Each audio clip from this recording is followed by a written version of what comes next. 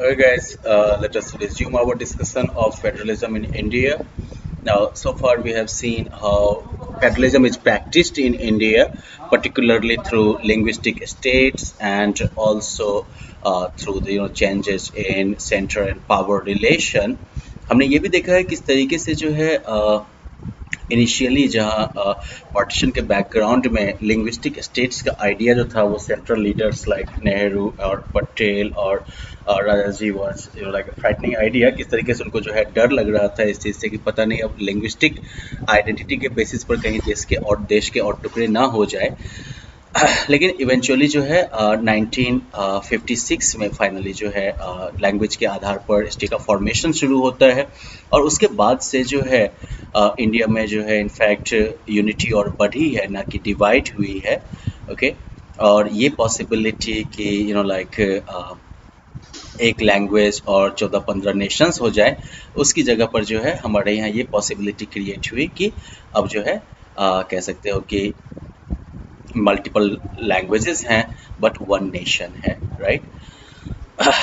जहाँ तक अपने स्टेट की बात है, किसी और स्टेट की बात है और लिंग्विस्टिक रीऑर्गेनाइजेशन की बात, that you can like search on your own and try to see how like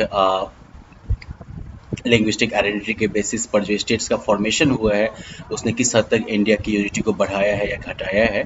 but अभी हम लोग फोकस करने वाले हैं डिसेंट्रलाइजेशन इन इंडिया। ओके, और हमने देखा था कि ज़्यादातर जो फेडरल गवर्नमेंट्स हैं उनकी दो या दो से ज़्यादा जो है टायर्स ऑफ गवर्नमेंट्स हो सकती है। किसी भी फेडरल गवर्नमेंट में दो या दो से ज़्यादा टायर्स जो है वो होते हैं। तो अभी तक हम लोगों ने 2 टायर्स जो है हमारी कंट्री में अवेलेबल, सेंटर एंड स्टेट, उनके बारे में पढ़ा। लेकिन साथ साथ हमको ये भी जानना चाहिए कि लाइक इंडिया जितना बड़ा देश, राइट, जिसके अंदर इतनी डाइवर्सिटी है, तो ऐसे में जो है शायद 2 टायर सिस्टम जो है वो सफिशियंट ना हो या ये मोस्ट एफिशिएंट पावर शेयरिंग का मॉड्यूल जो है वो ना बन पाए। Okay, for I mean because states जो हैं इंडिया में वो इतने बड़े हैं जितने कि यूरोप में बहुत सारी इंडिपेंडेंट कंट्रीज हैं। अगर पॉपुलेशन के टर्म्स में बात करो then UP is bigger than Russia and Maharashtra is about as big as Germany. तो देख ही सकते हो आप। और इनमें से अगर इन स्टेट्स की बात भी करूँ तो इंटरनली भी काफ़ी ज़्यादा डाइवर्सिटी इन स्टेट्स में आपको मिलेगी। Okay, they have internally like huge diversities. तो ऐसे में जो है इन स्टेट्स के अंदर पावर शेयरिंग की जरूरत पैदा होती है। ओके, ये जो स्टेट्स हैं इनके अंदर आपको इंटरनल पावर शेयरिंग की जरूरत पड़ेगी। और इंडिया में जो बेसिकली कह सकते हो कि इंडिया में एक और टेयर जोड़ने की जो है ज़रूरत भी थी और यही वजह थी कि डिसेंट्रलाइजेशन ऑफ पावर जो है वो हुआ। और इसी वजह से जो है थर्ड टेयर ऑफ गवर्नमेंट, जिसको कि लोकल गवर्नमेंट कहते हैं, उसका भी प्रोविजन किया गया। Now we are going to look at it. Decentralisation basically होता क्या है, तो सेंटर और स्टेट गवर्नमेंट से कुछ पावर जो है वो लिया जाता है और वो जो है लोकल गवर्नमेंट को दिया जाता है। इसी को कहते हैं हम डिसेंट्रलाइजेशन। और इसके पीछे आइडिया ये है कि मान लो कि बहुत सारे ऐसे प्रॉब्लम्स हैं या ऐसे इश्यूज हैं जो कि लोकल लेवल पर बेस्ट हैंडल किए जा सकते हैं, बेस्ट सेटल्ड हो सकते हैं, because like people have better knowledge of problems in their localities. लोगों को जो है अपने लोकेलिटीज की प्रॉब्लम की बेहतर नॉलेज है, साथ ही साथ उनके पास बेहतर आइडिया है कि कहाँ पर पैसा खर्चा किया जाए, where to spend money and how to manage things more efficiently, कैसी चीज़ों को बेहतर तरीके से जो है मैनेज किया जाए। इसके अलावा जो है लोकल लेवल पर यह भी पॉसिबल है कि लोग जो है वो डायरेक्टली जो है डिसीजन मेकिंग में शामिल हो सके, through the system of gram सभा एंड एवरीथिंग, राइट। तो इसकी वजह से क्या होता है कि डेमोक्रेटिक पार्टिसिपेशन की जो एक हैबिट है वो लोगों में भी डेवलप होती है। तो इस तरीके से हम कह सकते हैं कि डेमोक्रेसी का जो एक इंपॉर्टेंट प्रिंसिपल है सेल्फ गवर्नमेंट और पार्टिसिपेशन ऑफ द रूल्ड और governed in the governance. Okay, जो शासित जो है उनका शासन में जो पार्टिसिपेशन है, इस सिद्धांत को जो है बेस्ट तरीके से रियलाइज किया जा सकता है लोकल गवर्नमेंट के मॉडल्स के द्वारा। ओके, नाउ हमारे संविधान में भी जो है डिसेंट्रलाइजेशन के नीड को रिकॉग्नाइज किया गया था, इसको जो है पहचाना गया था। और यही वजह है कि बहुत सारे अटेम्प्ट्स भी हुए हैं गांव और टाउन के लेवल पर जो है डिसेंट्रलाइजेशन की, जैसे पंचायत वगैरह जो है गाँव में या फिर शहरों में जो है म्यूनिसिपैलिटीज की स्थापना की गई। लेकिन ये सब जो थे वो शुरू में बिल्कुल स्टेट गवर्नमेंट के अंदर थे। पहले जो ग्राम पंचायत की व्यवस्था की गई या फिर म्यूनिसिपैलिटीज की व्यवस्था की गई अर्बन एरियाज में, तो ये डायरेक्टली स्टेट गवर्नमेंट के कंट्रोल में थे। इसके अलावा इन यहाँ पर जो इलेक्शंस भी होते थे वो रेगुलरली नहीं होते थे। इफ आई रिमेंबर करेक्टली मेरे लाइफ टाइम में एक्चुअली पंचायत इलेक्शन जो है वो रेगुलरली होना शुरू हुआ। ओके, लोकल गवर्नमेंट जो थे उनके पास जो है कोई पावर नहीं होता था, अपना कोई रिसोर्स नहीं होता था, और इसकी वजह से डिसेंट्रलाइजेशन जो था वो इफेक्टिवली बहुत कम अचीव कर पाया था। डिसेंट्रलाइजेशन की दिशा में मेजर जो स्टेप है वो लिया गया 1992 में। Okay, constitution was amended to make the third tier of democracy more powerful and effective. संविधान में जो है अमेंडमेंट किया गया ताकि डेमोक्रेसी के थर्ड टियर को ज्यादा पावरफुल और इफेक्टिव बनाया जाए। क्या क्या हुए इस अमेंडमेंट के थ्रू वो हम देख लेते हैं एक बार। पहली बात कि it was constitutionally mandatory to hold regular elections to local government bodies.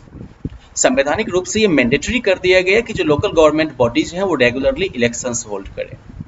इसके अलावा जो है seats are reserved in the elected bodies and the executive heads of these institutions for the scheduled caste, scheduled tribes and other backward classes. मतलब है कि जैसे कि ग्राम पंचायत के स्तर पर जैसे मान लीजिए कि आपके मुखिया हुए वो एग्जीक्यूटिव के हेड हो गए, राइट, या फिर पंचायत समिति में जैसे कि प्रमुख का जो पोस्ट होता है, राइट, ब्लॉक स्तर, प्रखंड स्तर पर ये आपका होता है, राइट, या फिर जिला परिषद का जो आपका होता है उसमें जिला परिषद के भी जो है आपके प्रमुख होते हैं।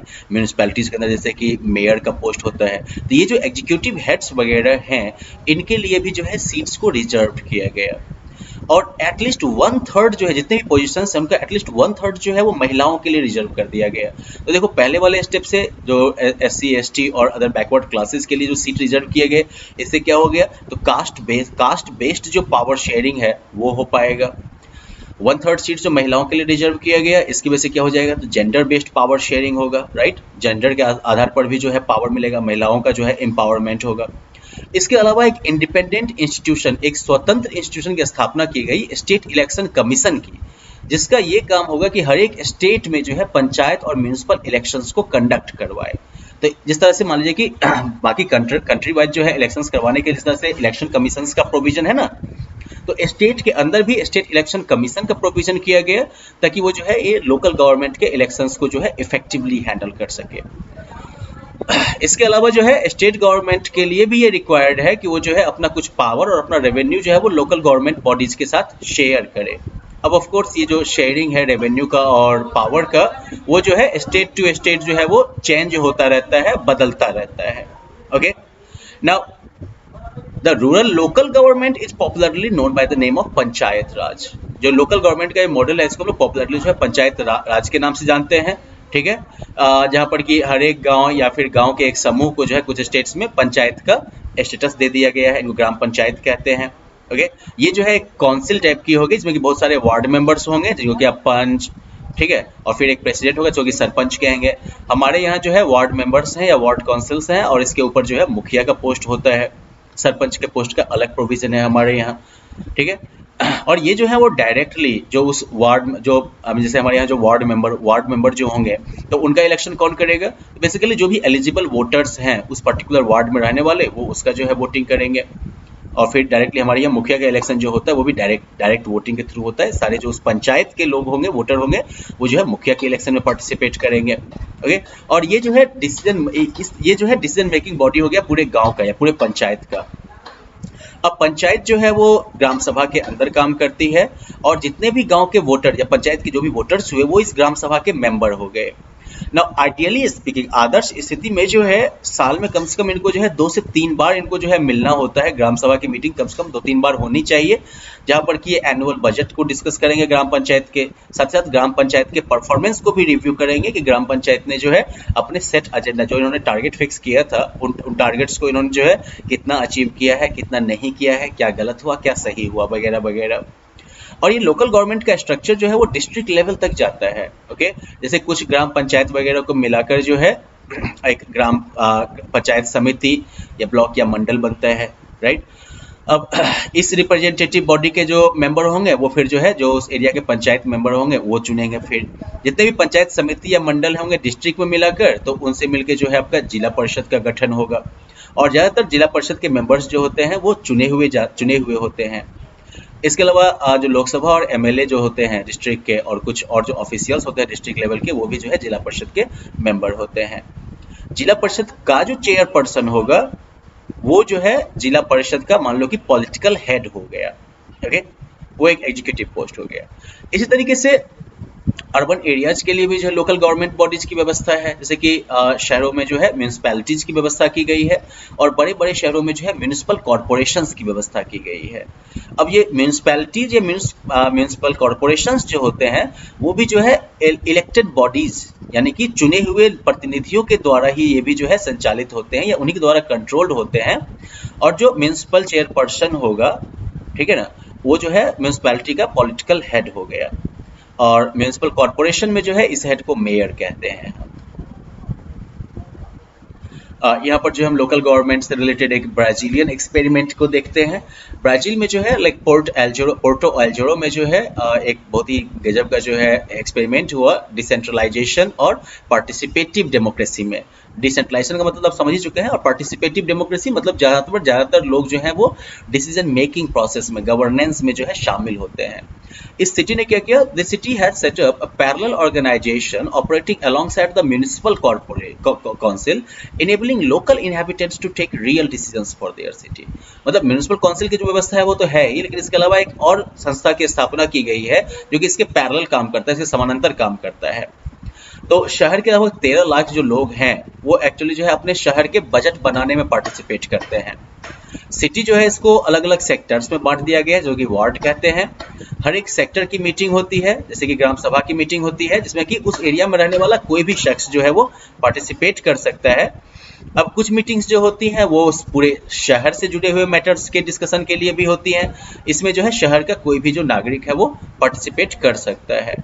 अब इसमें जो है जो शहर के स्तर पर जो मीटिंग होगी इसमें जो है शहर का जो बजट होगा वो डिस्कस होगा।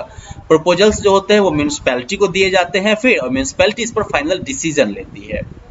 अब लगभग इस डिसीजन मेकिंग एक्सरसाइज में ये जो निर्णय लेने का जो एक्टिविटी होता है मीटिंग के द्वारा, इसमें नॉर्मली जो है 20,000 तक लोग जो है पार्टिसिपेट करते हैं। चलो 13 लाख में अगर 20,000 भी अगर पार्टिसिपेट कर रहे हैं तो छोटी संख्या नहीं है ये।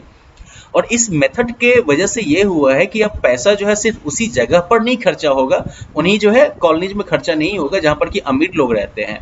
अब इनफैक्ट जो गरीब कॉलोनीज हैं जहाँ पर गरीब लोग रहते हैं उन कॉलोनीज में भी जो है बसेस वगैरह की सुविधाएं हैं। और इसके अलावा जो स्लम ड्वेलर्स हैं, झुग्गियों में जो रहने वाले हैं, उनको भी बिल्डर सब जो है ऐसे ही नहीं भगा सकते हैं, पहले उनके रीसेटलमेंट की व्यवस्था करनी होती है। ऐसे ही केरला में भी कुछ इस तरह का एक्सपेरिमेंट हुआ है। और इसमें क्या होता है कि जो नॉर्मल लोग हैं, जो ऑर्डिनरी इंसान हैं, वो भी जो है अपनी लोकेलिटी के डेवलपमेंट के प्लान में जो है पार्टिसिपेट करते हैं, राइट। अब ये जो नया सिस्टम लोकल गवर्नमेंट का इंडिया में आया है, ये दुनिया में कह सकते हो कि लोकल गवर्नमेंट का लार्जेस्ट एक्सपेरिमेंट है। अभी जो है हमारे यहाँ 36 लाख ओवरऑल इलेक्टेड रिप्रेजेंटेटिव्स हैं, पंचायत म्यूनिसिपैलिटी सबको मिला के 36 लाख पूरे देश में। और ये संख्या जो है वो एक्चुअली बहुत सारे देशों की जनसंख्या से ज्यादा है।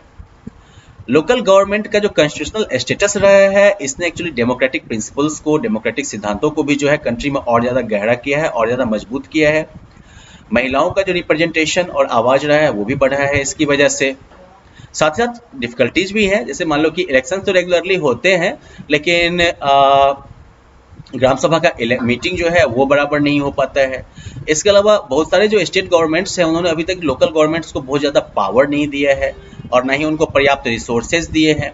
और इस तरीके से सेल्फ गवर्नमेंट का जो हमारा गोल है वो अभी भी काफ़ी दूर है, आदर्श जो है वो कभी भी काफ़ी दूर है, ठीक है ना। और या कह सकते हो कि डिसेंट्रलाइजेशन का जो गोल है हमारा, पावर शेयरिंग के बिल्कुल लाइक हाइट को जो छूने का हमारा इरादा है वो अभी भी थोड़ी दूर है, ठीक है, जिसपे कि हमें काम करते रहने की जरूरत है। So well, that is about federalism. I hope that you have understood the basic principles of federalism and how federalism is practised in India, particularly through the state formation, linguistic formation of states के आधार पर, या फिर centre और state के power relation के आधार पर आपने इसको देखा। साथ साथ जो डिसेंट्रलाइजेशन के अटेम्प्ट्स हुए हैं खास करके 1992 के संवैधानिक अमेंडमेंट के बाद, संवैधानिक जो है बदलाव के बाद उस को हम लोग देखा। And based on that I guess you can answer these questions as well. This shouldn't be very tough for you, okay? And if you have any doubt related to any aspect of this chapter, you can always share your questions in the group, okay? Thanks, bye bye.